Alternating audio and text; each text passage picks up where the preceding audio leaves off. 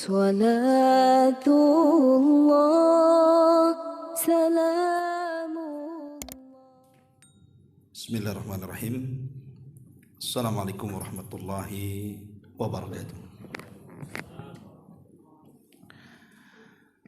Alhamdulillah wassalatu wassalamu ala rasulillah wa ala alihi wa sahbihi wa mawalah wa la hawla wa la quwata illa billahi wa ba'du. Alhamdulillah, segala puja dan puji hanya milik Allah subhanahu wa ta'ala. Salawat dan juga salam kita hadiahkan kepada Rasul kita Nabi besar Muhammad sallallahu alaihi wa ala alihi wasallam.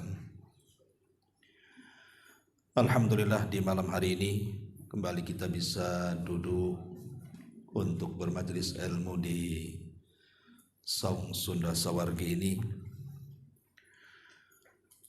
Dan tentunya ini sebuah kebahagiaan seorang muslim bisa duduk di taman-taman sorga. Kemudian tema yang kita akan bahas sesuai dengan permintaan, kita akan membahas tentang tanggung jawab dari orang tua terhadap anak-anaknya. Ma'asyiral muslimin wal muslimat rahimani wa rahimakumullah. Di dalam sebuah hadis yang sangat masyhur sekali, Nabi sallallahu alaihi wasallam bersabda, "Ala kullukum ra'in wa kullukum mas'ulun an ra'iyati." Ingatlah, setiap kalian itu menjadi pemimpin dan kepemimpinan kalian akan dipertanyakan. Fal imamul ladzi 'alan nasi ra'in wa huwa mas'ulun an ra'iyati. Seorang pemimpin manusia, seorang presiden sampai kepada tingkat RT, mereka adalah pemimpin dan akan ditanya soal kepemimpinannya. Warrajulu ra'in 'ala ahli baitihi. Dan seorang suami adalah pemimpin di tengah-tengah keluarganya dan dia akan ditanya soal kepemimpinannya. Wal mar'atu ra'iyatun 'ala ahli baiti zawjiha wa waladihi wa hiya mas'ulatun anhum. Begitu juga seorang wanita, seorang ibu adalah pemimpin bagi rumah suami dan anak-anaknya, dan mereka pun akan ditanya soal kepemimpinannya. Wa abdur rajuli ra'in ala mali sayyidihi wa huwa mas'ulun anhu ala fa kullukum ra'in wa kullukum mas'ul an ra'iyati. Termasuk seorang budak, dia akan ditanya soal harta tuannya. Makanya kata Rasul di akhir hadis mengatakan, ingatlah kalian semua pemimpin dan akan ditanya soal kepemimpinan kalian. Hadis inilah yang mendasari tentang kewajiban orang tua itu kepada anak. Karena kalau kita lihat pembahasan yang biasa dibahas di masyarakat itu, kebanyakan biasanya tentang birrul walidain. Bagaimana anak itu berbuat baik kepada orang tua, ataupun menjelaskan tentang kebalikannya, uququl walidain. Bagaimana anak durhaka kepada orang tua. Padahal kebalikannya juga harus dibahas. Ada juga orang tua itu berbuat baik kepada anak, dan terkadang juga orang tua durhaka dengan anak. Lalu kapan orang tua durhaka dengan anak-anaknya, dan apa tanggung jawab orang tua terhadap anak-anaknya? Inilah pembahasan yang kita akan bahas di malam ini. Ma'asyiral muslimin wal muslimat rahimani wa rahimakumullah. Kita bahas dua tema.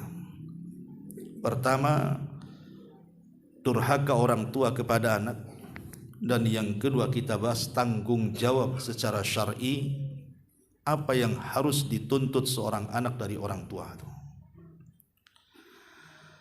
Ma'asyiral muslimin yang dimuliakan Allah Subhanahu wa taala.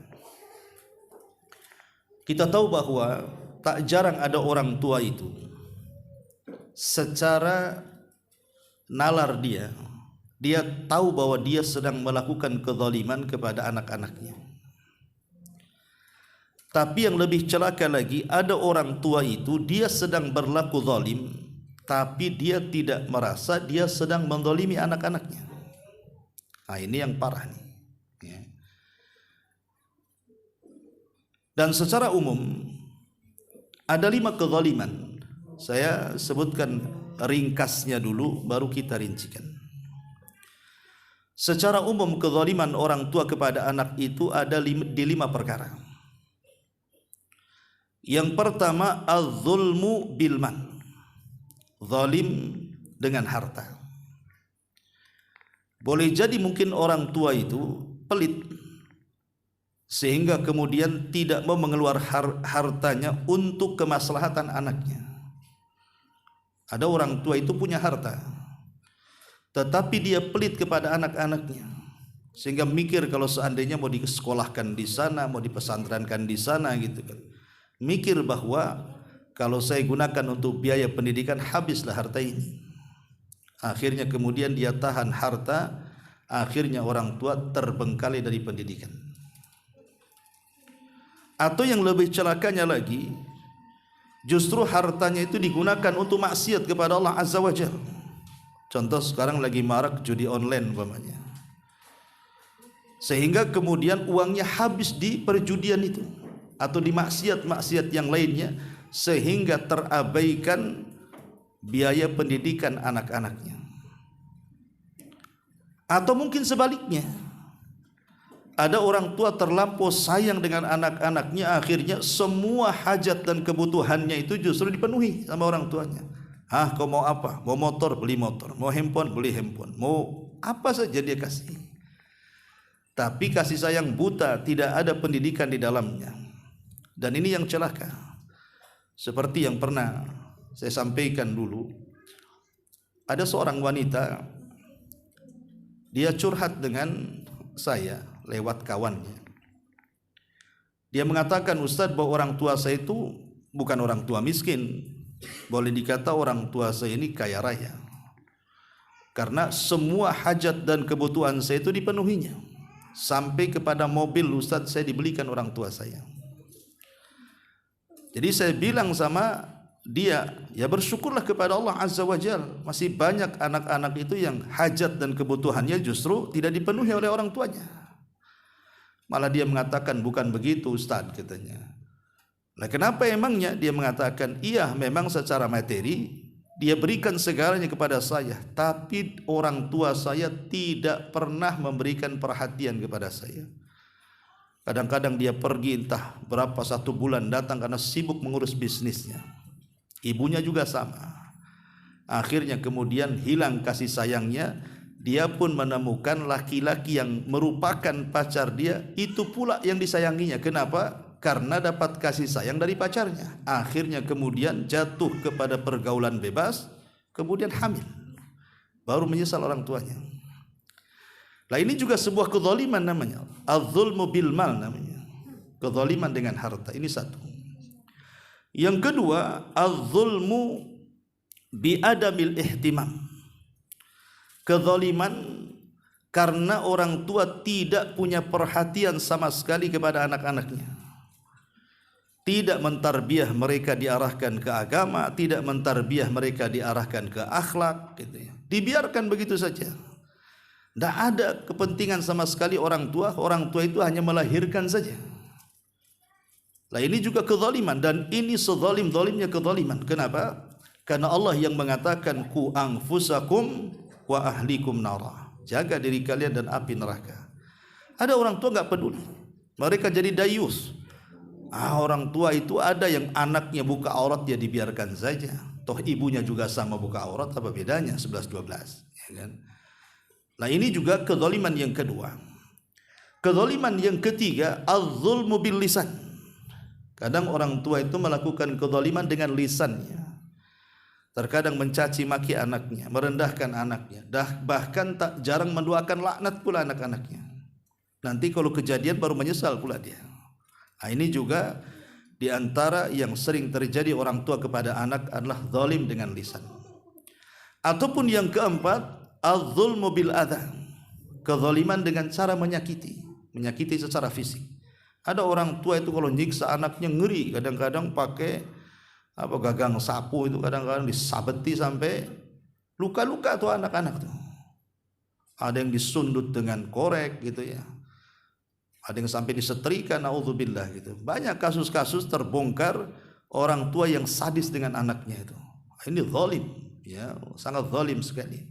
Dan yang terakhir tentu az-zulmu bil masyair.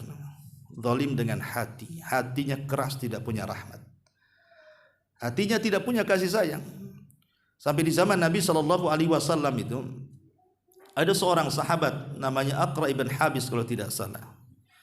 Datang kepada Nabi SAW. Kemudian dia melihat Rasul sedang mencium Hasan dan Husain. Dia heran, kok bisa Rasul menciumi cucu-cucunya. Akhirnya dia bertanya, maka Rasul balik bertanya, engkau punya anak berapa? Dia mengatakan 10 anak. Pernah kau cium mereka? Tidak, kata Rasul, cium mereka. Kalau tidak, Allah akan cabut rahmat di hatimu. Malam yarham la yurham, kata Rasul.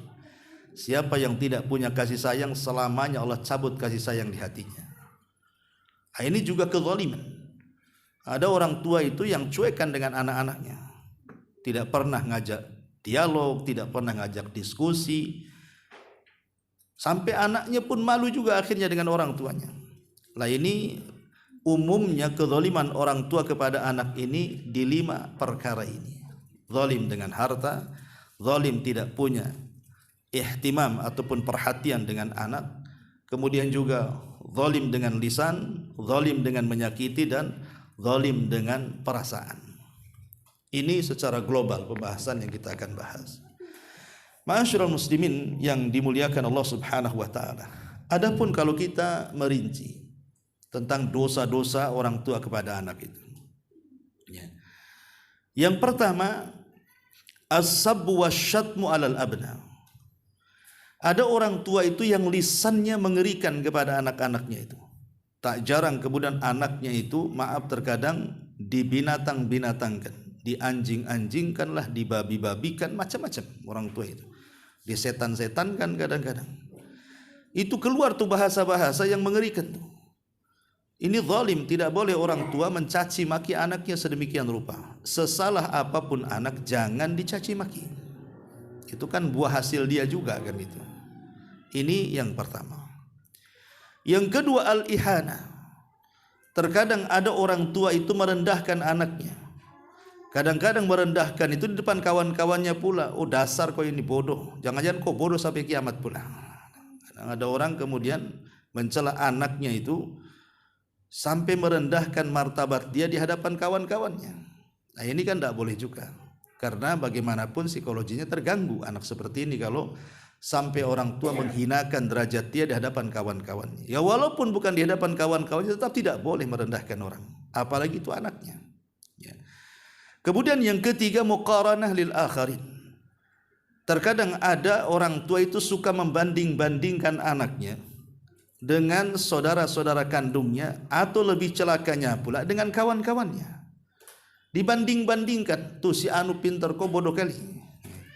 Tuh si anu itu cerdas, kok kapan pandainya. Jadi ada orang yang kemudian itu bagi anak mungkin biasa-biasa saja, tapi lama-lama terpikir loh itu. Dan itu bisa sakit hati itu.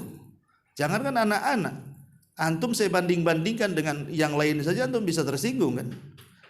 Ya, jangan lagi antum gitu. Coba pasangan antum, istri antum. Masih cantik istri tetangga dari kau tuh umpamanya. Apa enggak marah tuh istrinya? Ya. Gitu. Nanti istrinya ngomong, iya kok bau itu suami tetangga wangi pula katanya.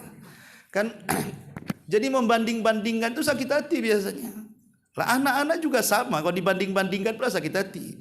Harusnya kita itu memuji dia walaupun tidak seperti itu, supaya menumbuhkan optimis dia sehingga dia mencambuk untuk menjadi orang pandai dan cerdas. Kemudian juga yang keempat, kadang-kadang al-hubbu bisyarti. Ada orang tua itu kalau mencintai anaknya, tapi kadang-kadang menggunakan syarat. Abi cinta kamu, tapi ada kalau ada tapinya nih. Ya. Ini namanya cinta dengan syarat. Ya, ayahmu sayang dengan kamu, tapi ada tapinya, ini bahaya nih. Ya. Tapi kau harus begini, tapi kau harus begitu. Kau harus hafal Quran 10 juz. Walaupun seperti itu dengan syarat tidak boleh. Namanya sayang ya sayang kan gitu. Tidak boleh pakai syarat orang tua itu sayang dengan anaknya. Itu anak dia. Kenapa mesti pakai syarat-syarat? Ya. Kemudian juga yang nomor 5, terkadang orang tua itu suka ikhbarul khati, memberikan informasi yang salah terhadap anak-anaknya. Dan itu paling banyak. Kadang-kadang dari kecil-kecil sudah diinformasikan dengan sesuatu yang salah. Jangan keluar, banyak setan. Jangan keluar, ditangkap polisi kamu nanti. Jadi kadang-kadang akhirnya kan anak ini jadi ketakutan sampai dewasa tuh akhirnya. Ketakutan sama sekali sampai dewasa. Sampai saya punya pengalaman waktu di Yaman itu. Waktu saya belajar di Mediterranean itu, ada anak kecil usia 10 tahun, 13 tahun. Itu jauh 2 kilo tuh dari kampung dia ke ngaji ke tempat markas yang saya belajar di situ tuh. Dan itu di sana nggak ada penerangan listrik di sini, enggak. Di sana masih pakai genset. Ya, kadang-kadang jam 5 dinyalain, nanti jam 10 dimatiin. Anak-anak itu datang bawa obor saja itu. Dan itu bukan hanya satu tempat, kadang-kadang di banyak tempat datang untuk ngaji. Kalau zaman di kita ini ngaji TPQ lah begitu ya, ngaji Quran. Jadi saya tanya sama anak-anak itu, kamu di mana rumahnya? Oh, di sana katanya. Berapa kilo? Ya adalah dari sini 1 jaman. Wah, berarti 1 jam jalan kaki mau jauh juga tuh kan. Jadi saya tanya, kamu takut hantu ya di sana? Dia bilang, apa itu hantu katanya. Apa itu hantu? Jadi saya bilang, kamu tidak pernah nengok TV ya? Mana ada TV di rumah katanya. Lihat orang-orang Baduy itu, karena mereka tidak pernah diceritai hantu, tidak takut hantu mereka. Walaupun itu umur 10 tahun, 13 tahun, lo jalan berkilo-kilo itu malam, bolak-balik itu ngaji, tidak takut karena tidak pernah diceritain soal hantu. Tapi coba anak-anak sekarang ini, mulai brojol saja diceritai hantu. Ya besar sedikit dia takut, gelap sedikit teriak kan itu. Mau kamar mandi akhirnya minta diantar. Lah inilah yang kadang-kadang informasi yang salah itu jangan diberikan kepada anak. Ya, jadi akhirnya begitu yang terekam oleh anak-anak kita. Ataupun terkadang al-wa'id. Orang tua suka ngancam-ngancam. Ya, ini juga kesalahan orang tua, kadang-kadang suka mengancam anak-anak. Ya mengancam sekali-kali 2 kali boleh lah. Tapi kalau terusan diancam, anak ini kan terganggu psikologinya, takut, akhirnya merasa ketakutan yang bersangkutan kan dengan orang tuanya. Apalagi ancaman itu terbukti pula gitu. Kemudian juga terkadang orang tua itu an-nahyu bila sabab, melarang bisyai'in bila sabab, melarang dengan sesuatu tapi tidak ada sebabnya. Dia larang gitu saja, nggak boleh. Kata anaknya nggak boleh pokoknya. Apa masa dia harus dijelaskan sebabnya kan itu ya. Kalau melarang itu ya dijelaskan apa sebabnya. Pamannya orang tua mengatakan dilarang, pamannya anak suka tengok handphone, nggak boleh main handphone lagi, nanti matamu rusak. Kan jelas tuh sebabnya itu. Nggak boleh nonton TV lagi, nanti malam kau susah bangun besok. Jelas tuh. Ini nggak boleh apa bi? Nggak boleh. Katanya, ini nggak bingung anak ini jadinya. Ya, ini juga terkadang ada orang tua itu dia melarang sesuatu tapi tidak dijelaskan alasannya. Kemudian juga termasuk terkadang ada orang tua itu betul-betul membunuh karakter anaknya. Membunuh karakter anaknya itu terkadang ya mungkin masih anak-anak kecil ya kan. Diceritakan anaknya masih ngompol umpamanya kan. Di depan kawan-kawannya coba. Nanti kemudian orang tuanya nggak ada, apa nggak dibully tuh anaknya. Ini tukang ngompol katanya kan. Apa nggak stres sana. Ini bully membuli ini bahaya. Ya, karena banyak kejadian di Batam saja ada sampai mati dibully itu. Bayangkan coba ya. Makanya jangan sampai menghilangkan karakter anak ini. Termasuk juga yang nomor 9, jangan suka mendoakan dengan doa yang buruk. Sebab kalau terjadi kadang-kadang menyesal. Mati aja lah kok nak katanya. Besoknya ketabrak, nyangis dia sebulan. Kadang-kadang tidak bisa dimaafkan kesalahannya tuh. Nah, ini juga jangan suka melaknat. Kalau tidak bisa mengerem ucapannya, mengganti dengan ucapan yang baik, lebih baik diam. Ya kan, lebih baik diamlah. Kalau tidak bisa mengganti umpamanya doa laknat dengan doa baik, ya diam sajalah. Nah, ini kemudian juga terkadang membuka aurat ataupun aib anaknya. Dibongkarnya aib anaknya itu, oh anak saya kok kayak gini ya, kok anak kamu begitu ya. Nah, jadi kadang-kadang dibongkar aib, tidak boleh. Ya, membongkar aib anak sendiri. Termasuk juga yang nomor 11, terlampau pilih kasih atau zalim dalam hak dan keadilan. Ini banyak. Ya, ada sebagian orang tua itu yang mendahulukan anak pertama. Kadang-kadang apapun hajatnya itu sampai kuliah pun oleh orang tua didanai. Giliran anak yang paling bontot, yang paling bungsu, beda pula berlakuan dengan anak yang paling besar. Ini tidak boleh. Kata Nabi SAW, i'dilu fi auladikum, adilah kalian dalam anak-anak kalian. Karena dulu ada seorang ayah namanya Bashir, ayah dari Nu'man. Dan Nu'man bin Bashir ini adalah sahabat yang pertama lahir pasca hijrah Nabi SAW dari kalangan Ansar. Kalau dari kalangan Muhajirin, Abdullah ibn Zubair, bayi yang pertama lahir pasca hijrah. Tapi kalau di kalangan Ansar ada namanya Nu'man ibn Bashir. Lah Bashir ini anaknya banyak, tapi entah kenapa dia suka dengan Nu'man. Mungkin karena cerdasnya, ya mungkin begitulah. Kadang-kadang orang tua terkadang secara hati tidak adil, tidak ada masalah. Kecintaan orang tua kepada anak tidak adil, tidak ada masalah. Karena terkadang ada dari sekian anak itu pasti ada orang tua itu ada yang lebih sayang di antara sekian anaknya kan. Itu tidak tercela dalam Islam. Dan itu juga yang dilakukan seorang nabi. Siapa? Yakub. Yakub lebih menyayangi Nabi Yusuf dibandingkan saudara-saudaranya kan. Akhirnya mengalami kecemburuan. Dengan kecemburuan itulah berakhir dengan menyakiti Nabi Yusuf, dimasukkan ke dalam sumur kan. Tapi kan Nabi Yakub tentu ada alasan kenapa dia lebih mencintai Yusuf kan. Yang dimaksud dilarang tidak adil ini yang berkaitan dengan materi. Namanya memberi kepada kakaknya sekian, adiknya kesekian, terlampau jomplang gitu ya. Lah yang seperti ini tidak adil. Jadi Bashir ini hendak memberikan sebuah ladang penuh dengan pokok kurma, dihadiahkan kepada putranya Bashir. Kepada Nu'man putranya. Jadi dia ngomong sama istrinya, kata istrinya, saya tidak mau jadi saksi. Sebaiknya kita datang kepada Nabi SAW. Akhirnya Bashir dan istrinya datang kepada Rasul dan mengatakan, ya Rasulullah, maukah kau jadi saksi? Aku akan menghadiahkan kebun kurma kepada putraku Nu'man. Maka Nabi SAW mengatakan, apakah engkau punya anak selain Nu'man? Kata Bashir, iya. Apakah kau berikan juga kebun kepada selain Nu'man? Dia mengatakan tidak. Kata Rasul, aku tidak mau bersaksi untuk ketidakadilan. Katanya. Rasul tidak mau. Karena Bashir tidak adil terhadap anaknya kan. Nah, jadi ini pun jadi perhatian, kadang orang tua tidak adil dengan anaknya, akhirnya mengakibatkan kecemburuan anak-anak yang lain. Ini zalim namanya. Nah, kemudian juga yang nomor 12 adalah terlampau berlebihan dalam memberikan kasih sayang. Tadi saya sudah jelaskan di mukaddimah. Ada orang tua itu hanya memberikan kasih sayang tapi tidak memberikan pendidikan kan. Terutama nenek biasanya sama kakek. Ini orang tuanya udah capek-capek didik anaknya, tiba-tiba dititipkan ke kakak neneknya yang jadi baik, berubah 100% jadi jahat. Karena kadang-kadang kakek ini lebih sayang sama cucunya dibandingkan sama anaknya kan. Apapun yang dikasih, kasih semua. Apa yang mau diingini si cucu itu dikasih sama kakeknya. Gak peduli. Ini orang tuanya ini padahal sudah ngelarang, kau jangan beli ini, jangan beli itu, nanti penyakit, sama kakeknya dibeli semua. Kalau perlu narkoba dikasih dia. Karena sayangnya kan gitu ya. Ini kan kakek menyesatkan kayak gini.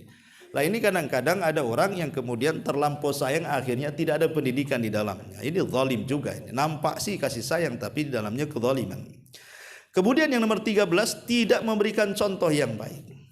Inilah kadang-kadang orang tua kalau umpamanya anaknya nonton TV, nonton handphone kan itu, dilarang dia. Udah nggak usah nonton TV lagi. Sini handphonenya. Pergi kau ke kamar katanya. Kamar. Habis itu dilanjutkan pula sama orang tuanya nonton handphone tuh. Nah, ini kan orang tuanya anaknya nengok dari jendela. Apalah ini katanya kan. Jadi ada yang seperti itu. Kalau mau melarang sama anak ya kasih contoh. Kalau jangan main handphone ya sudah, dia jangan main, anaknya juga jangan main. Pasti nurut tuh anaknya. Ini tidak, anaknya suruh tidur dia pula Mana remote-nya? Tapi remote ini pegang dia sampai malam. Nah, ini kan juga masalah, ya. Jadi ini juga kezaliman dan kesalahan dan termasuk dosa-dosa orang tua kepada anaknya. Termasuk juga yang nomor 14, memberi nama yang tidak baik kepada anak itu. Tidak boleh memberi nama yang tidak baik. Dulu, walaupun sebagian riwayat ini memang dilemahkan oleh sebagian ulama, tapi masyhur, ya. Ketika seseorang datang kepada Amirul Mukminin Umar bin Khattab radhiyallahu anhu.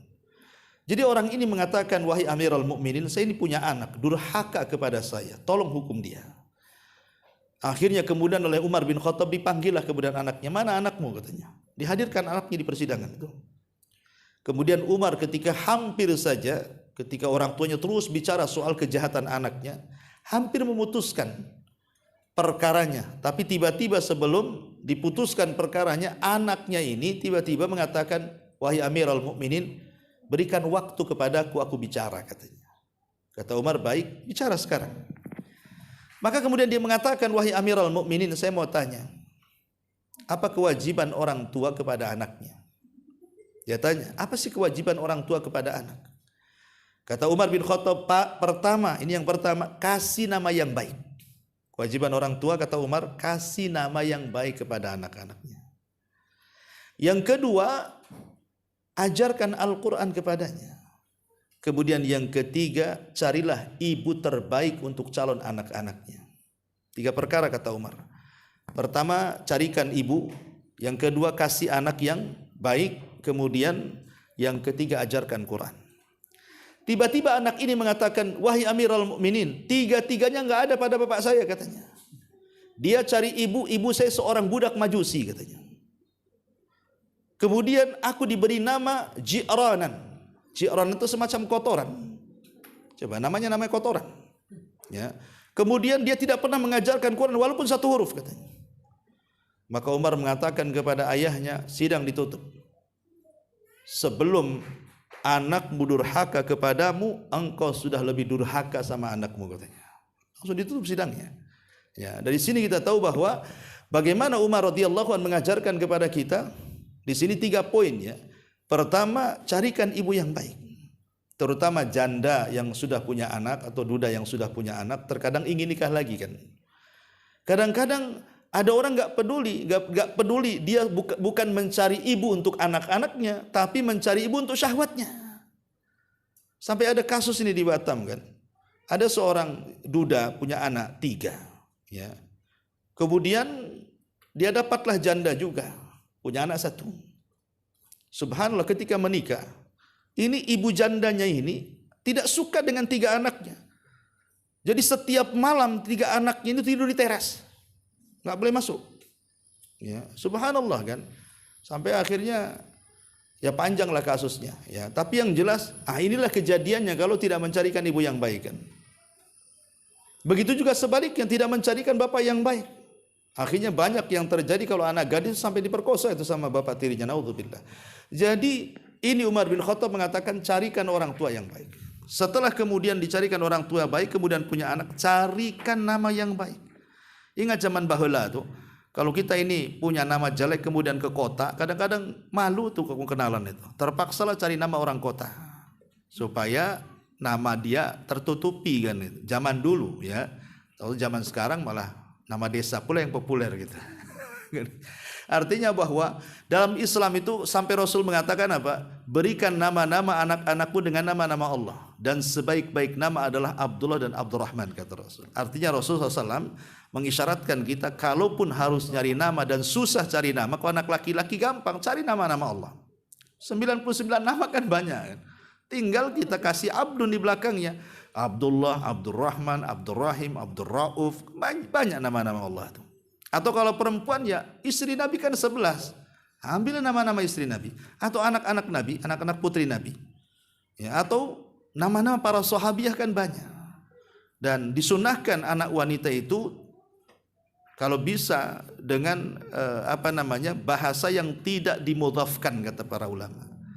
Jadi jangan panjang-panjang kalau ngasih anak perempuan itu. Jangan dimudhaf ilaihkan dalam bahasa nahwu itu. Jadi ada dua kata atau 3 kata, 1 kata saja. Aisyah 1 kata, Zainab 1 kata, Khadijah satu kata. Itu sunnah hukumnya anak perempuan itu. Ya. Ini kadang-kadang panjang sekali di KTP sampai nggak muat tuh satu paragraf tuh. Harus 2 paragraf kadang-kadang. Ya Allah. Sudah panjang nama anaknya, orang tuanya pula lebih panjang. Ada juga namanya siapa namanya? Ihdinas siratal mustaqim, Ustaz nama saya, tapi dipanggil Takim katanya. Panjang itu. Namanya Ihdinas siratal mustaqim. Orang manggil saya Takim katanya. Coba namanya baik Ihdinas siratal mustaqim jadi Takim pula coba. Orang suka-suka. Namanya Abdullah dipanggil Dul. Kemana Dul katanya? Namanya Abdullah, ya Abdullah lah masa dipanggil Dul. Abdullah. Ya, kadang-kadang ulek katanya. Nah, ini juga di antara 13 tidak memberikan nama yang baik kepada anak. Kemudian yang nomor 15, seperti yang tadi sudah dijelaskan, mencarikan ibu yang tidak baik, seperti Umar bin Khattab tadi kisahnya. Kemudian yang nomor 16 tidak mengajarkan Quran, sudah saya bahas tadi. Kemudian yang nomor 17 tidak mau menafkahi anak-anaknya. Nah, ini banyak ya orang tua yang kemudian tidak peduli dengan nafkah anaknya. Padahal orang tuanya mampu loh kadang-kadang. Ya terjerat dengan judi online kadang-kadang. Akhirnya habislah dengan judi tersebut atau dengan maksiat dia kepada, atau memang dia bakhil sama sekali. Karena di zaman Rasul ada juga suami-suami bakhil. Seperti yang terjadi kepada Abi Sufyan Ibnu Harbin. Dulu dia tokoh Quraisy tuh yang memerangi Rasul di perang Uhud dan menang tuh. Ya, tapi kemudian setelah Fatu Mekah dia masuk Islam. Lah Hindun istrinya mengadu kepada Rasul. Karena Abi Sufyan ini suaminya sak bakhil-bakhilnya. Jadi dia mengatakan, Rasul, bagaimana hukumnya ya? Suamiku kan bakhil. Rajulun syakhih katanya. Orangnya bakhil. Sehingga saya terkadang mengambil harta dia tanpa sepengetahuan dia. Maka Rasul mengatakan, tidak mengapa, kata Rasul, tetapi ambillah secukup hajatmu dan hajat anakmu. Ya, jadi kalau antum punya dompet kok hilang-hilang terus tuh, ya, kok sehari kok 200.000 pada kemana nih? Tuyul siapa yang ngambil, ya kan? Jangan-jangan antum bakhil. Nah, kalau antum nggak bakhil nggak akan hilang tuh. Ya. Nah, ini yang harus dipahami. Karena tidak menafkahi anak-anaknya. Ya. Kemudian yang nomor 18, tidak peduli dan tidak memperhatikan sama sekali anak-anaknya. Tadi sudah dijelaskan di muqaddimah, ada orang tua itu jadi orang tua dayus. Dayus itu artinya orang tua yang tidak punya kecemburuan kepada anak-anaknya. Anak-anaknya mau main apa saja, mau melakukan maksiat apa saja, mau buka aurat gimana pun dibiarkan sama orang tuanya. Yang penting masih hidup katanya. Jangan mati saja katanya. Kemudian juga yang nomor 19, tidak mencarikan jodoh atau pasangan yang layak. Kalau dia sudah besar, mungkin dia anak perempuan, atau mungkin anak laki-laki, tidak disarankan, nak kalau cari istri yang seperti ini. Sarani mereka, anak-anak itu. Karena terkadang anak-anak itu kan masih labil, anak-anak seusia-usia pranikah itu kan. Sehingga harus ada masukan dari orang tuanya. Bahkan Umar bin Khattab radhiyallahu anhu itu punya anak Hafsah. Setelah kemudian meninggal dunia suaminya, mati syahid, ditawar-tawarkan anaknya ini. Pertama dia datang kepada Abu Bakar. Abu Bakar, nikahlah dengan anakku katanya. Tapi Abu Bakar diam 1000 bahasa, tak ngomong. Kemudian datang kepada Utsman. Utsman memberikan alasan. Sampai Umar sakit hati sama Abu Bakar. Masih mending Utsman ada alasan, Abu Bakar diam pula tak ngomong katanya. Anak, emang ada apa dengan anak saya katanya. Akhirnya dia datang menghadap Rasul. Rasul, anakku sudah ditawarkan kepada Abu Bakar, dia pula diam. Aku tawarkan kepada Utsman, juga diam. Kemudian Rasul, macam mana ini? Maka Rasul mengatakan, adapun putrimu si Hafsah, dia akan menikah dengan laki-laki yang lebih baik dibandingkan Utsman. Tapi Utsman akan menikah dengan wanita yang jauh lebih baik dibandingkan putrimu katanya. Dibalik kata Rasul. Akhirnya Utsman rupanya menikah dengan siapa? Dengan Ruqayyah, putri Nabi, dan Nabi menikahi Hafsah. Itulah ucapan Nabi. Habis itu Abu Bakar baru ngomong, maaf nih Umar, kenapa saya kemarin diam saja? Bukan saya tak mau sama anakmu, masalahnya anakmu sudah disebut-sebut di hadapan Nabi. Saya tak mau pula mendahului Nabi katanya. Baru tahu alasannya. Tapi lihat bagaimana kemudian Umar ini sampai mencarikan jodoh. Karena dia tahu maslahat anaknya kan itu. Harusnya kita juga sama. Kalau anak perempuan itu sebaiknya kita yang carikan orang tua, karena yang tahu masalah itu orang tuanya. Karena kalau tidak dicarikan, pasti dia cari di Facebook, kan? Cari di TikTok, ya kan? Cari di macam-macam. Akhirnya beli kucing dalam karung. Nampak fotonya putih, ketemu gosong kadang-kadang. Rupanya editan calon suaminya kan. Kadang-kadang kan itulah kalau cari di medsos itu yang didapat. Ya. Kemudian juga ini yang ke-19. Yang ke-20, membiarkan anak-anak berteman dengan teman yang yang jelek. Tahu orang tuanya tahu kawan ini jelek, dibiarin aja. Ingat as-sahibu sahib. Kata orang Arab, yang namanya teman itu pasti narik. Ya, tidak sekarang besok, tidak besok bulan depan. Pasti satu ketika akan terpengaruh dengan akhlaknya. Maka jangan biarkan, ya kan, orang tua itu membiarkan anaknya berteman dengan kawan-kawan yang tidak jelas, baik di dunia nyata atau di dunia gaib kan itu. Di dunia gaib ya mungkin di Facebook. Kadang-kadang kan lebih mudah cari teman di dunia medsos sekarang ini. Kalau di dunia nyata itu mungkin susah cari teman. Di medsos itu sebentar aja, mau sekali pegang 1000 teman pun bisa tuh.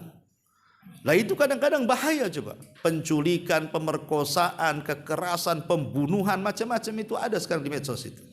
Ya. Jadi ini juga jangan biarkan, harusnya dikontrol oleh orang tuanya. Kemudian juga yang nomor 21, kadang-kadang orang tua bermaksiat di depan anaknya. Dia bermaksiat di depan anaknya, akhirnya dicontoh sama anaknya kan. Orang tuanya si begibah dengan kawannya, anaknya pula di situ, diajak begibah pula. Cuman anak katanya, ditanya pula itu waktu gibah itu. Nah, kadang-kadang orang tua ini bawa anak-anaknya ke tetangga dalam rangka gibah. Ya memang masih anak-anak, tapi dia punya telinga mendengar tuh. Nah, ya, makanya ini jangan sampai bermaksiat di depan anak-anak. Di belakang anak-anak punya tidak boleh maksiat, tapi ada orang tua itu ngajari maksiat betul di depan anaknya.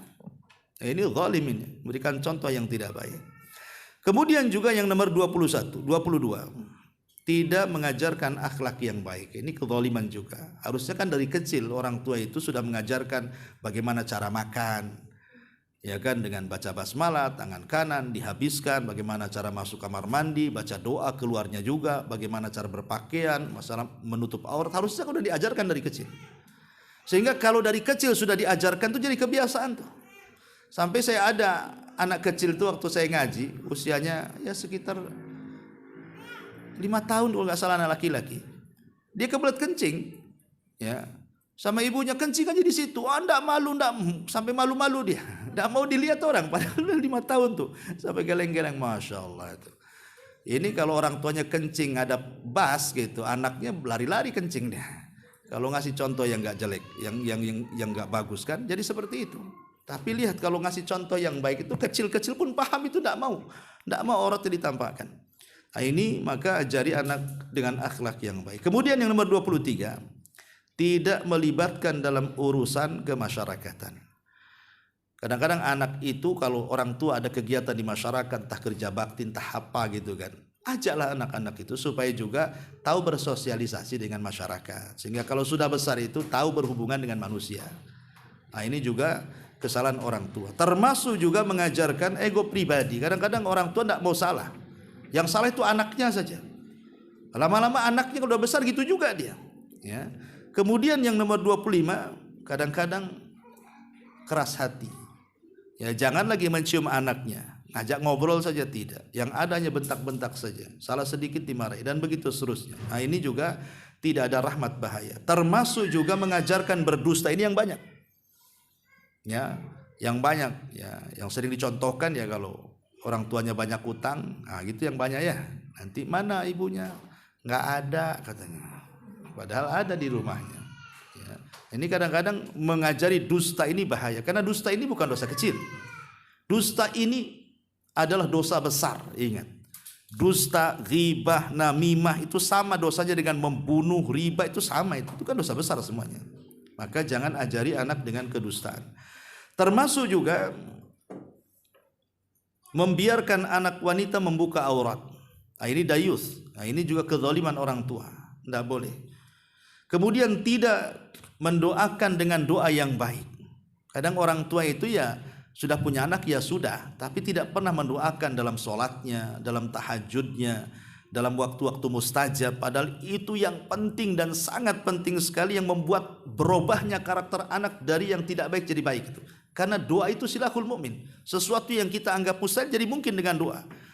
Makanya sebagian ulama mengatakan, kalau anak kita ini sudah angkat tangan, ibu bapak mendidiknya, susah anak saya Ustaz. Ya karena saya juga hijrah juga sudah, anak saya sudah besar sih. Ya sehingga saya juga baru sholat, anak saya baru diajari sholat, susah malah ngelawan, malah kalau diajak sholat itu malah mau perang pula, Irak-Iran katanya dia bilang. Ya kadang-kadang susah anak. Lah sebenarnya masih ada senjata. Kalau kita tidak bisa sudah usaha semaksimal mungkin mendidik anak itu, masih ada satu senjata, doa. Ya, berdoa sepertiga malam itu, ketuk pintu langit itu. Kalau setiap malam kita ketuk pintu langit, nggak mungkin Allah buka, menutup terus. Pasti Allah akan buka tuh pintunya. Yakin, harus yakin dengan doa. Dan jangan coba-coba gitu. Kalau coba-coba nggak, itu ragu-ragu artinya. Harus yakin bahwa Allah itu akan membukakan pintu doa yang terbaik bagi anak-anaknya. Jadi tidak mendoakan yang baik ini juga sebuah kezaliman. Kemudian yang nomor 28, selalu melibatkan permusuhan orang tua dengan musuh-musuhnya. Orang tua bermasa dengan tetangga, diceritakan sama anaknya.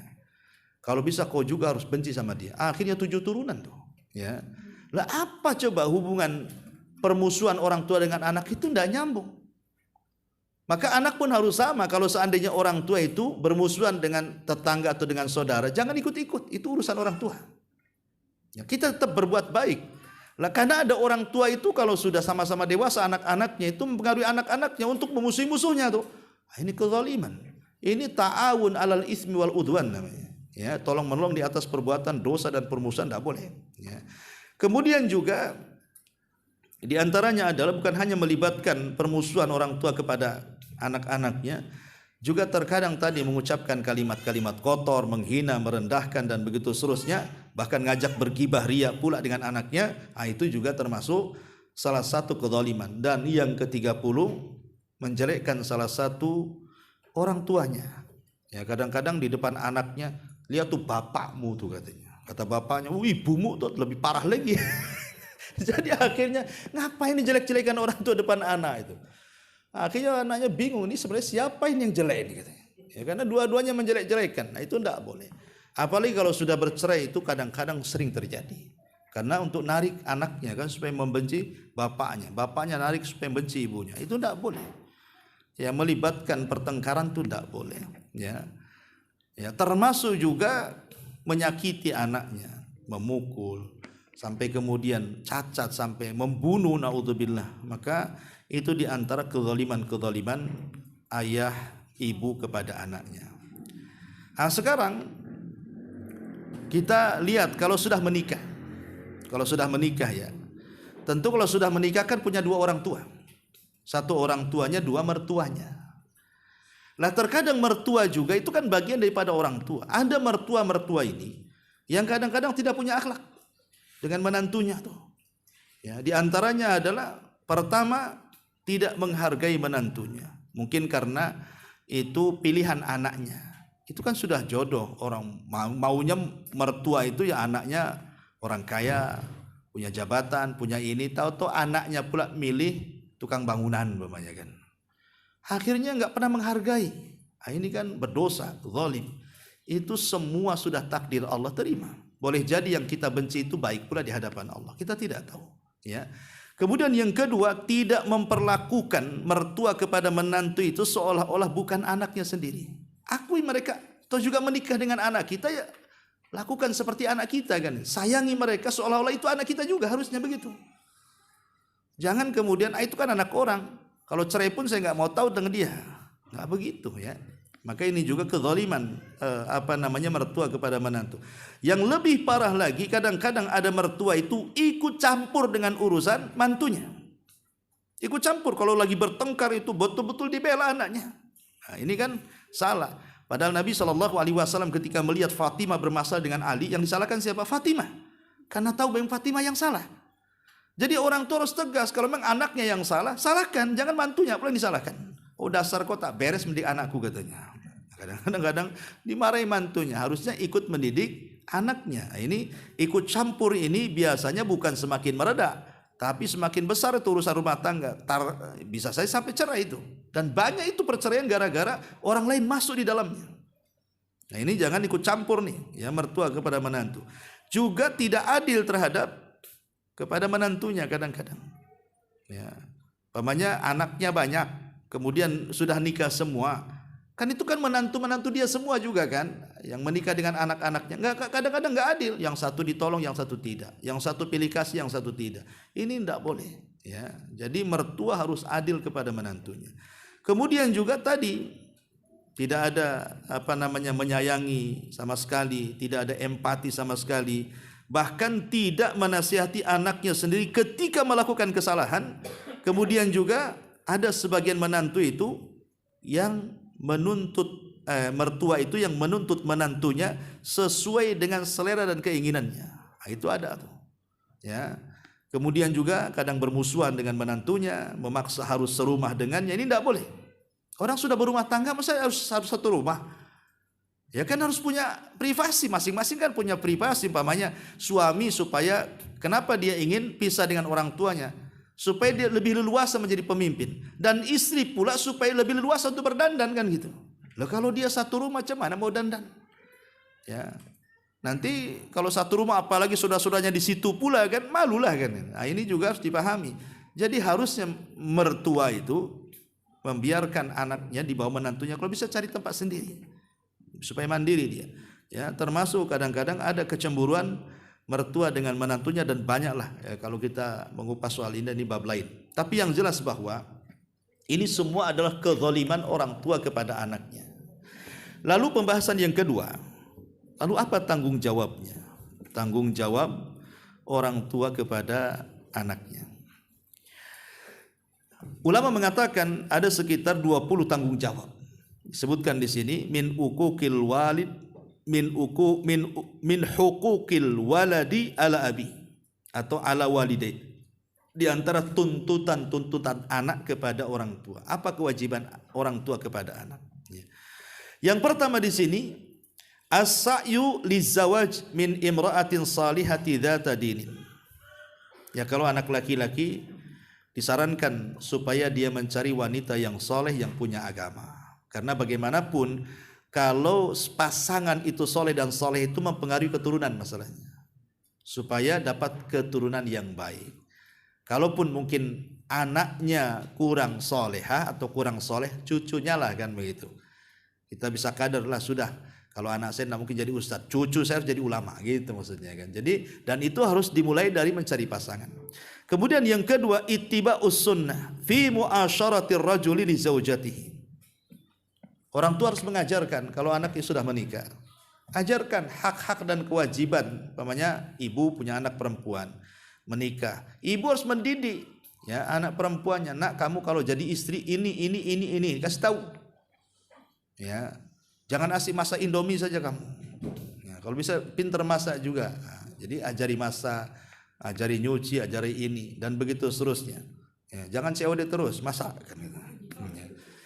Kemudian yang nomor 3 juga ittiba'us sunnah fi istiqbalil maulud. Kalau sudah menikah dan punya anak, ya kan? Maka kata para ulama ikuti sunnah Nabi SAW saat kelahiran anaknya. Saat kelahiran anaknya tentu ya mulai dari akikahnya di 7 harinya dikasih nama yang terbaik gitu kan. Kemudian ditahnik, dikasih kurma, kemudian juga didoakan doa yang baik. Pokoknya ketika kecil itulah kan masih fitrah-fitrahnya tuh. Ikuti sunnah Nabi di situ karena itu keberkahan anak nanti akan jadi besar tuh. Kalau dari awal saja sudah kita tanamkan keberkahan insya Allah. Kalaupun Allah takdirkan nanti sudah dewasa mungkin dia menyimpang pasti balik lagi tuh. Ya, tapi kalau dari kecil itu sudah diundang laknat, ya lah baru brojol saja sudah didangduti mamanya kan. Kemudian diajak ke tempat-tempat hiburan gak jelas. Ya kalau makin besar makin menyimpang ya wajar makin jauh nanti dia. Ya. Ini yang ketiga. Yang keempat ada mutasakhutil banat. Ya kalau zaman dulu zaman jahiliyah itu, kalau punya anak perempuan memang agak emosi orang-orang jahiliyah itu. Makanya sebagian mereka itu diisyaratkan dalam Quran kan, idza busyira ahadukum bil untha dhalla wajhuhu muswaddan wa huwa kadhib yatawara minal qaum. Ya. Jadi orang-orang jahiliyah itu kalau dihabar gembira akan punya anak perempuan, marah mereka. Bahkan sebagian mereka mengubur hidup-hidup. Bahkan dijelaskan dalam sebuah athar itu, jadi terkadang anak perempuan itu tidak langsung dikubur hidup-hidup, dibiarkan mungkin 2-3 tahun dulu usianya. Nanti kalau sudah lucu-lucunya tuh, nanti didandani sama ibunya, dikasih pakaian yang indah, dikasih harum-haruman, disisir, kemudian diserahkan sama suaminya mau dikubur hidup-hidup tuh. Itu zaman jahiliyah tuh, makanya disebut jahiliyah, coba kan. Ya, padahal masih sayang ibunya itu, nengok anaknya yang masih lucu-lucunya itu sudah didandani, disisiri, diwangi-wangiin, tiba-tiba diserahkan kepada bapaknya sudah dikuburkan. Ya, nanti sama bapaknya itu dibawa, kemudian sudah digalikan lubang. Kemudian dimasukkan ke lubang anaknya, ini tidak tahu apa-apa, dia hanya minta tolong bapaknya suruh dikeluarkan, tapi tetap dimasukkan tanah di situ sampai mati. Dari sini turun ayat wa idza busyira ahadukum bil untha dhalla wajhuhu muswaddan wa huwa kadhib. Turun ayat ini, ya. Lihat gilanya orang-orang jahiliyah seperti ini. Nah ini, tapi ada juga di zaman sekarang kan begitu. Ada suami istri bertengkar gara-gara anak yang lahir perempuan, besok perempuan lagi, besok perempuan lagi, sampai 10 anak perempuan, stres bapaknya. Udah 10 baru stres dia. Ya. Lah sekarang loh, yang namanya istri itu dia ladang, yang nanami siapa? Kok yang disalahkan ladangnya, kok yang nanam yang salah kan gitu. Jadi ini nggak bisa, mau perempuan, makanya dalam Islam itu mau perempuan mau laki-laki itu sama saja. Walahunna mislu alaihinna bil ma'ruf. Ya, yang namanya kewajiban dan hak itu mau laki-laki perempuan sama di mata Allah Subhanahu wa taala. Tidak ada yang beda, ya. Jadi ini juga terkadang orang tua tidak suka ketika anaknya lahir enggak seperti itu, tapi terimalah kelahiran anaknya mau laki-laki perempuan itu semua anugerah. Jangan-jangan anak perempuan ini pula yang mendoakan dia dan memasukkan dia pula ke sorga, dan anak laki-laki pula dia jahat tidak pernah mendoakan orang tuanya, kan dia tak tahu kan itu dari semua anak-anaknya ini. Kemudian juga yang nomor 5, an yatakhayyara lahu isman hasanan. Pilih nama yang baik. Tadi sudah saya jelaskan. Kemudian yang nomor 6, an yakhtatina dzakaran. Kalau memang dia seorang laki-laki dikhitan kalau sudah besar, ya. Kalau perempuan juga dikhitan, cuman bedanya kalau laki-laki wajib hukumnya karena memang membuang najis. Kalau tidak dikhitan tidak sah salatnya. Kalau perempuan sunnah. Karena perempuan dikhitan itu bukan menghilangkan najis, dia hanya meredam syahwat dan untuk kecantikan. Ya, hanya untuk kecantikan dan meredam syahwat saja. Tapi kalau laki-laki memang untuk kebersihan. Makanya wajib sunat bagi laki-laki, sunnah sunat bagi perempuan. Kemudian yang nomor 7, an yakhtara lahu walidahu murdi'atan salihatan. Untuk memilih, kalau zaman dulu kan biasanya kalau orang-orang Arab, mereka kalau lahir anaknya kan mencari ibu susuan. Ya, tidak disusui sendiri oleh ibunya, tapi mencari ibu susu yang ada di Baduy sana. Seperti Rasul juga sama kan, disusukan dengan Halimah Sa'diyah. Maka kalau memang disusukan kepada yang baik, maka hendaklah seseorang itu mencari ibu yang baik. Karena ada satu kisah dari seorang ulama yang pandai debat tuh. Ya, ada seorang ulama itu pandai debat sekali di zaman salaf itu. Ya. Jadi sang ulama ini, karena kalau berdebat itu tidak pernah kalah. Namanya Imam Al-Juwaini, ya, Imam Al-Juwaini atau disebut dengan Imam Al-Haramaini. Ya, Abu Ma'ali Al-Juwaini atau disebut dengan Imam Al-Haramaini Mekah dan Madinah. Itu kalau debat enggak pernah kalah Imam Juwaini ini. Abu Ma'ali Al-Juwaini, ya. Tapi di saat perdebatan itu kadang-kadang terhenti lidahnya. Gagap, suka gagap kalau ngomong, tapi kalau debat enggak pernah kalah. Tapi kadang-kadang suka gagap, ya. Jadi ditanyalah Imam Haramaini, kenapa engkau gagap wahai imam, katanya. Ya, bukankah engkau kalau debat tidak pernah kalah? Dia bercerita dulu, ya. Dia mengatakan bapakku itu tidak pernah memasukkan yang haram-haram ke perut ibuku. Enggak pernah. Yang syubhat pun tak mau. Betul-betul murni, bahkan bapakku melarang ibuku untuk menerima makanan dari siapapun. Memakan makanan dari siapapun dilarang sama bapakku. Kau harus makan apa yang aku cari dari keringatku saja. Ya, akhirnya kemudian lahirlah aku. Sehingga ketika aku lahir, kata Imam Haramaini, aku disusui oleh ibuku.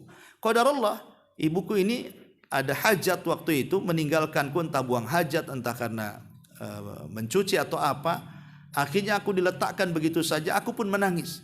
Rupanya ada seorang jariyah budak yang sama-sama punya anak.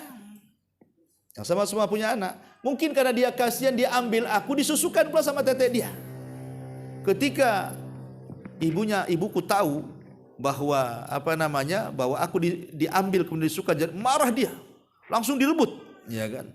Langsung direbut. Kemudian sejak itu tidak pernah dia meninggalkan aku lagi.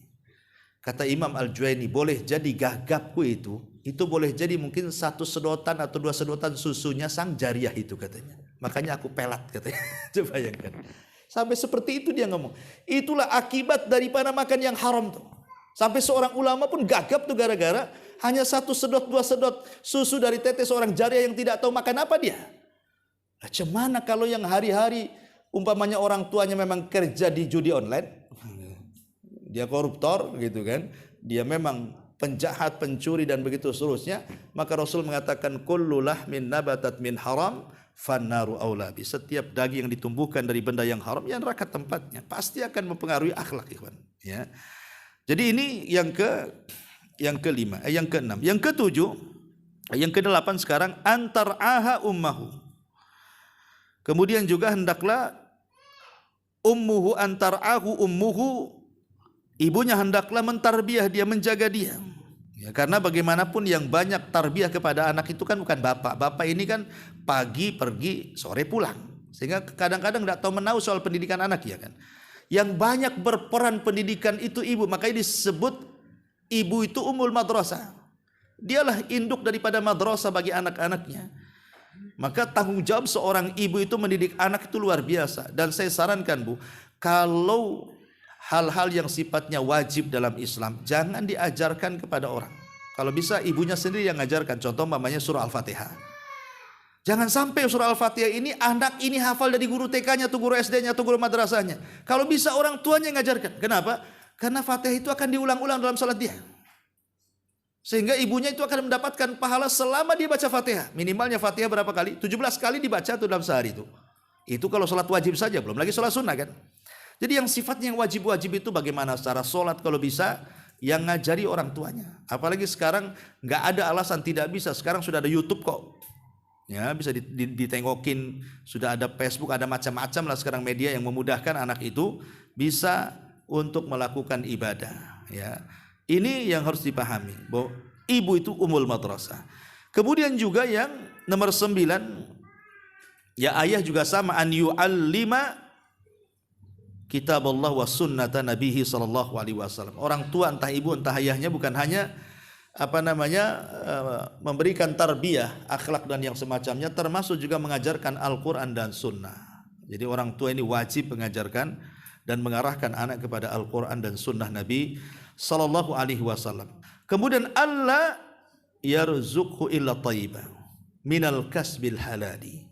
Hendaklah tidak boleh memberikan rizki kepada keluarga kecuali yang halal dan yang baik, bukan hanya halal tapi juga baik. Kalau halal saja bisa saja beracun, kan itu. Oh enggak beracun tapi hasil nyuri, haram juga akhirnya. Jadi harus yang baik dan yang halal, karena itu mempengaruhi. Tadi saya sudah jelaskan tentang kisah Abu Al-Ma'ali Al-Juwaini. Kemudian yang nomor 11, an yu'allimahus shalah. Wajib mengajarkan salat di usia berapa? 7 tahun. Ibu harus cerewet sama anak itu. Usia 7 tahun itu sudah cerewet orang tua sama anak. Salat. Kau harus salat. Kalau sudah 7 tahun ya. Nanti kalau sudah 10 tahun, boleh kita memukul, tapi tentu dengan pukulan yang tidak membekas. Pukulan itu kan hanya sekedar untuk mendidik anak saja. Kata Rasul, muru auladakum bis salati wahum abna'u sab'in wadribuhum wahum abna'u ashrin, kata Rasul. Perintahkan anak-anakmu salat di usia 7 tahun. Kemudian pukullah di usia 10 tahun. Pertanyaannya, kalau seusia antum tak salat diapakan? Itu aja. Nah, kemudian yang nomor 12, an yudrihi ala saum, an yudarribahu ala saumi. Bukan hanya salat, juga latih anak-anak untuk puasa. Makanya ketika permulaan puasa itu dalam Islam, puasa apa? Asyura. Itu puasa pertama yang wajib dalam Islam kan. Jadi ketika Nabi SAW bertanya soal puasa Asyura kepada orang-orang Yahudi itu, Kata orang Yahudi, karena kami menghormati Nabi Musa. Kata Rasul, aku yang berhak menghormati Nabi Musa. Kemudian Rasul memerintahkan seluruh kaum muslimin di Madinah untuk berpuasa dan untuk melatih anak-anak mereka berpuasa. Sampai anak-anak kecil yang belum balik itu dilatih sama orang tuanya, diajak main-main sehingga lupa makan. Kemudian capek tidur, akhirnya puasa juga tuh. Ya, jadi melatih anak-anak supaya puasa itu caranya gitu, ajak main-main dia. Sehingga lupa makan, lupa minum gitu. Ajak main-main. Sudah diajak main-main, ibunya yang haus malah. Kan gitu. Jadi maksudnya diajak main, kayaknya lupa, ya mungkin seduhur dulu, nanti lama-lama seasar, lama-lama kan semaghrib juga kan itu ya, itu kan tergantung kebiasaan. Kemudian juga an yu'allimahu adabal isti'dzan wasairul adabi al-islam. Ya, ajari adab-adab yang kecil-kecil sampai kepada adab-adab yang besar kan itu. Kemudian juga yang nomor 15, an yuwaffira lahu rifqatas salih. Ya, tadi memilihkan teman-teman yang baik. Nak, janganlah kau berkawan dengan si Anu. Nampaknya Abi ini tidak suka dengan si Anu. Tampang-tampang tak jelas dia. Enggak apa-apa. Orang tua ngomong, kasih batasan rambu-rambu supaya anak itu tidak bergaul sembarangan. Nah, karena itu akan menyesatkan dia. Kemudian juga yang nomor 16, an ya'ulahu hatta sinar rusdi. Terus pantau anak itu sampai dia punya akal yang memang waras. Ya, artinya punya akal yang sehat, yang sudah dia berpikir. Artinya kalau dia masih dalam tahap mumayyiz, walaupun kadang-kadang sudah bisa bedakan, kadang-kadang sudah balik, tapi masih anak-anak itu perlu dipantau sama orang tuanya sampai dia menikah kan itu. Sudah menikah saja orang tua itu tidak boleh melepaskan pendidikan agama sama anaknya. Seperti kisah Ibrahim dengan Ismail yang masyhur yang sering saya ceritakan. Kemudian juga yang nomor 17, an ya'dila alwalidani baina auladim. Tadi sudah dijelaskan harus adil di antara anak-anak.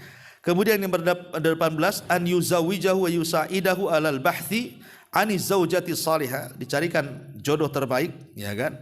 Kemudian kalau seandainya sudah menikah, an yurshidahu ba'da zawaj. Tetap seseorang atau orang tua itu mengarahkan ke arah yang baik walaupun kedua anak sudah menikah, tetap diarahkan, nak jangan ini, jangan itu, ingat sholat, ingat ini, ingat itu, pokoknya terus diarahkan sampai menuju jalan surga. Yang terakhir tentunya jangan lepas dari doa orang tua kepada anaknya. Wallahu alam. Banyak lagi ya, tapi sudah malam juga. Di sini ada pertanyaan ya, kita jawab dulu. Bismillahirrahmanirrahim. Bismillah. Assalamualaikum warahmatullahi wabarakatuh. Izin bertanya Ustadz, anak-anak perempuan dari 2 bersaudara yang juga perempuan dan anak telah berkeluarga. Dari anak umur 9 tahun, anak ditinggalkan ayah dan tidak dinafkahi dan disekolahkan. Tidak dinafkahi dan tidak disekolahkan. Padahal pada saat itu ayah saya mampu. Setelah anak dewasa, beliau datang dan anak terima serta anak cukupkan semua kebutuhan dan keinginan beliau.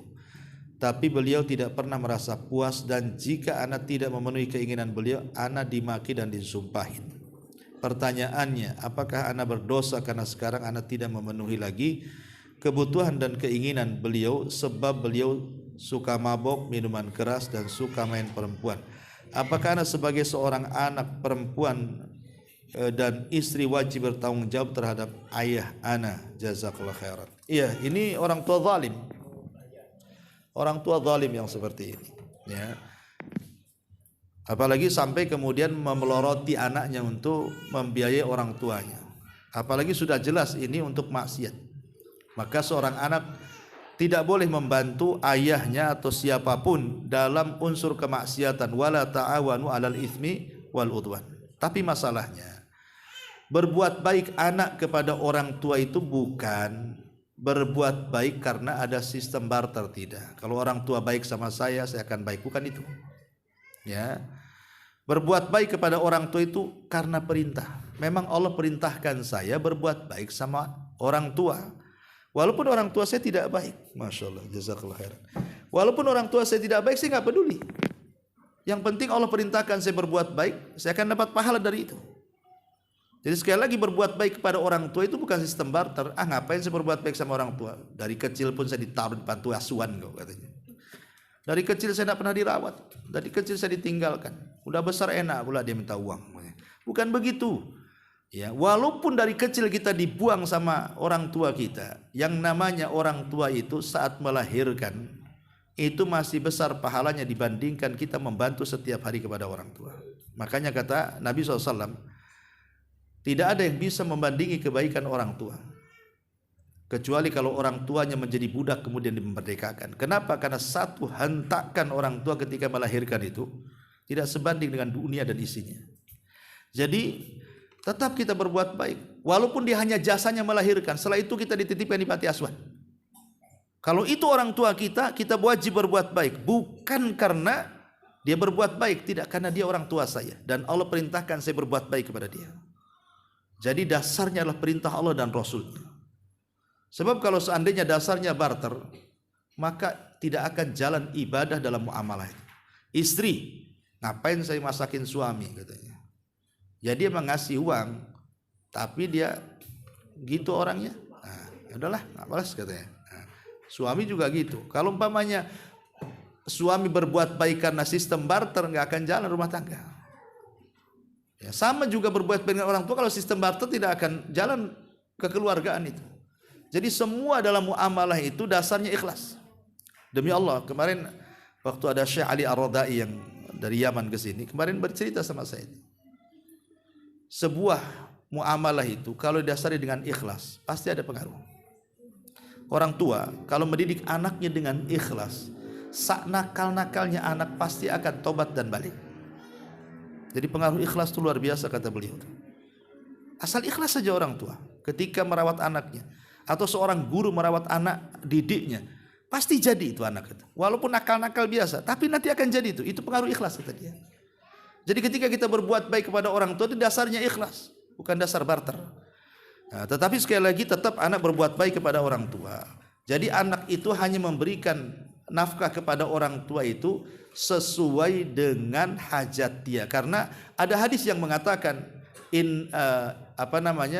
anta wa maluka li abi, kamu dan hartamu milik kedua orang tuamu. Hadis ini nggak bisa dipahami secara utuh, harus dibahas. Ya, apa maksudnya? Engkau dan hartamu milik bapakmu. Apakah semua harta milik bapak kita? Ini bahaya. Sebab kalau seandainya kita meninggal, berarti yang punya waris bapaknya, anaknya nggak dapat kan? Hartanya milik bapaknya kok. Kalau dia meninggal berarti milik bapaknya lah, anaknya nggak dapat kan gitu. Itu kalau dipahami hadis secara zahir.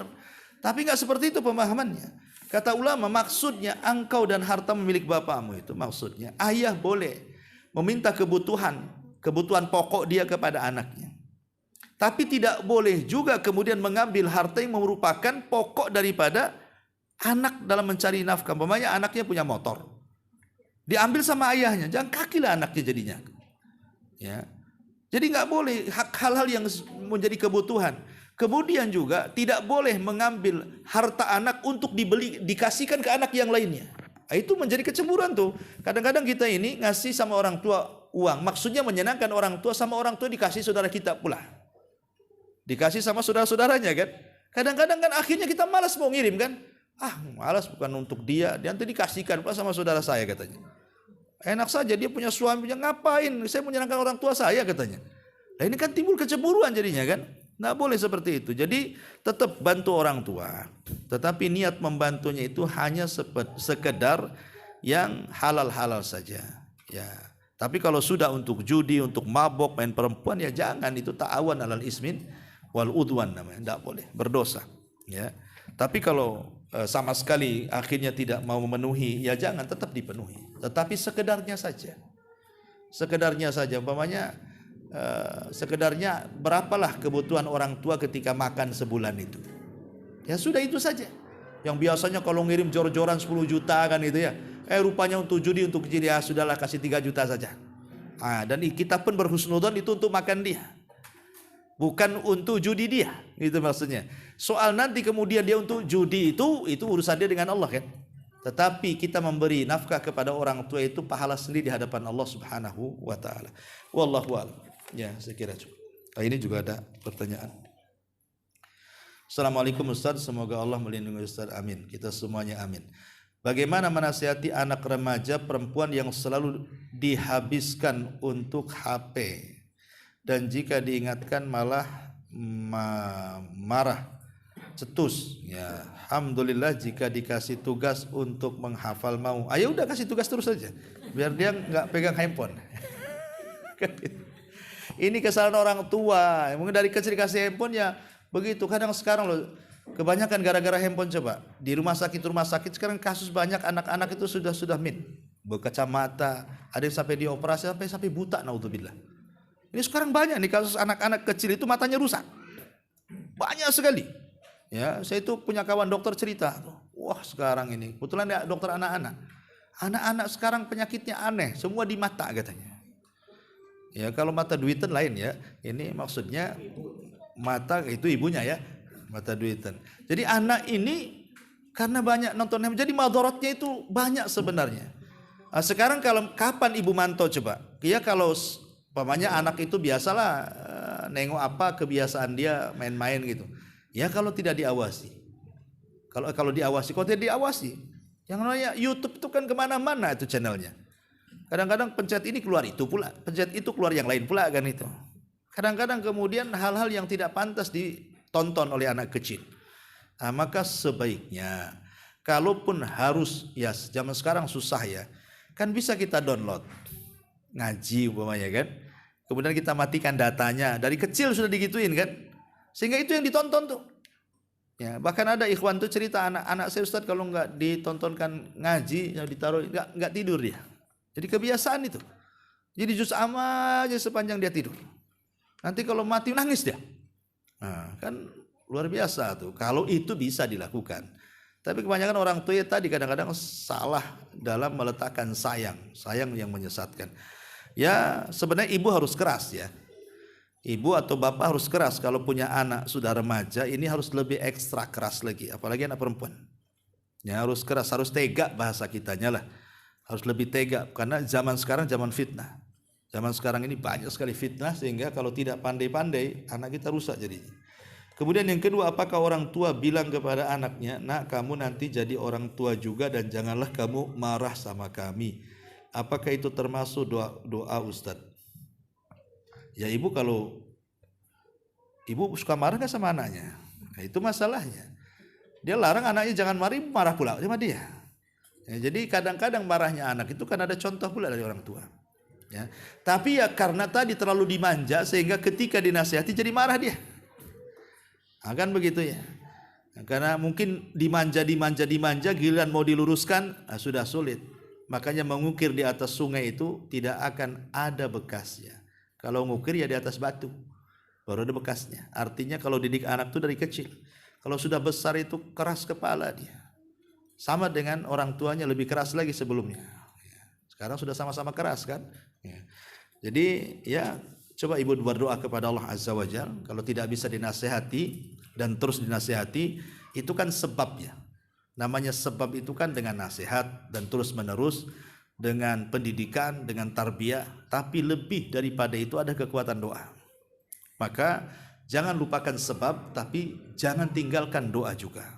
Teruslah berdoa kepada Allah. Diambillah waktu-waktu yang mustajab. Kan banyak waktu-waktu mustajab itu. Di antara dua adzan, ketika hujan, di sepertiga malam akhir, di sore hari Jumat, kan banyak waktu mustajab itu. Teruslah setiap hari seperti itu. Nanti Allah Subhanahu wa taala akan buka hidayah kepada anak. Ya wallahu a'lam. Baik, sampai di sini. Ada yang bertanya? Udah ya, udah malam ya. Saya lihat ngantuk juga. Subhanallah bihamdika asyhadu an la ilaha illa anta astaghfiruka wa atubu ilaik. Allahu taala alam. Assalamualaikum warahmatullahi wabarakatuh.